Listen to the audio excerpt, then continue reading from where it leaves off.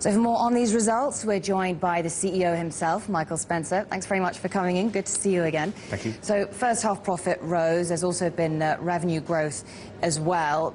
Last 6 months of the year, trading has been pretty good, right, in many financial markets. Could you give us a geographical breakdown? How does North America, Europe compare with emerging markets? The emerging market part of the business has performed particularly strongly, as you would expect. The US and Europe have been pretty similar.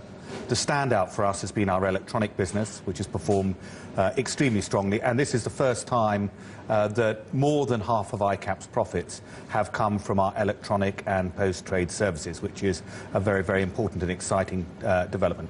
And do you expect that to continue? What is driving demand for this product? Yes, we do expect our electronic part of our business and our post-trade services to grow faster than other parts of our business.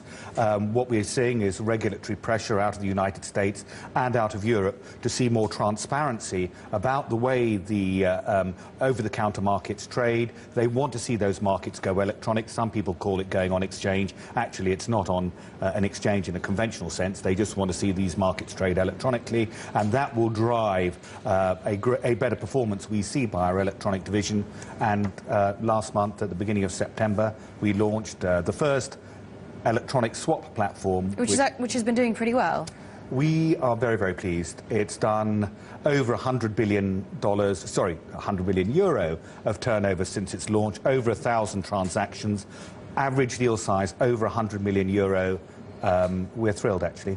And you're expecting to add more customers next year as well. I was reading that you're expecting this side of the business to perform well. But you closed down your European and Asian cash equities operations earlier in the year because of cost overruns. And yet you've been investing, as you've been saying, in the business to take advantage of regulatory changes in the US and Europe.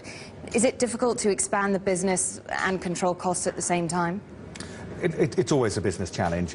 Of course it is, and no different today than in the past. But the industry is changing, and changing significantly, and we think we're at the forefront of that change. And our electronic swap initiative, we really think, is an exciting game changer. Can you quantify potential gains from regulatory shifts yet? We can't be precise, but there is no doubt at all that if you read what is coming out of Washington, if you listen to what's happening in Brussels, they really want the financial markets to be different going forward than they have been in the past. They really do want to see a much higher level of disclosure and transparency and lower risk out of the OTC markets, which is understandable. And how will that push for better transparency and efficiency and less risk impact on ICAP? We're already seeing a lot of the OTC markets cleared, which is good for business. We think that generally increases volume and electronic transaction. If we look at the example of what's happened in foreign exchange, what's happened in bonds, what's happened in futures and equities, actually markets that go from voice to electronic generally see very, very significant volume increases. How is the slowdown in banks trading affecting ICAP? Well, bank trading was slow for the second and particularly the third quarter of this calendar year, but the fourth quarter, partly a result of quantitative easing, is seeing much increased volatility. You will have seen it yourself. Foreign exchange markets are very volatile. 1 minute the euro is very strong, and then suddenly, over the past 2 weeks, it's weakened dramatically.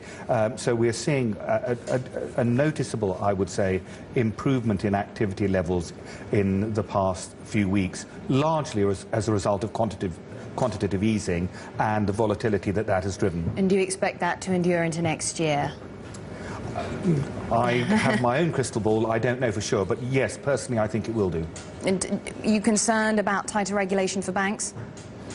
Yes, I am. I think some of the regulations are sensible and well constructed, and others are perhaps less well constructed. And how do you think, can you tell us a little bit about your expansion to Brazil? Very interesting. And what pace of growth in the business you're seeing, what pace you expect to see? We have a very big investment in the emerging markets globally. We have 50 offices worldwide. Brazil is an important new development for us. Brazil is now our third largest office globally in terms of staff numbers after New York and London. We think Brazil is a very good long-term story, and we're backing it.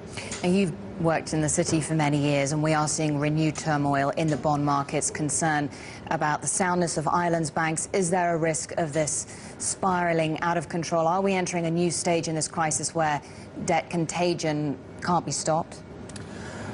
I think we're at a very high-risk juncture at the moment, and there is no question that the Eurozone has a considerable degree of fragility about it. I think it will survive. I hope it will survive, but it's going to be a rocky run, certainly over the next few weeks. Yeah, well, thank you very much indeed. Michael Spencer, Chief Executive of ICAP, this is the world's largest broker of transactions between banks. Good to talk to you. Thank you.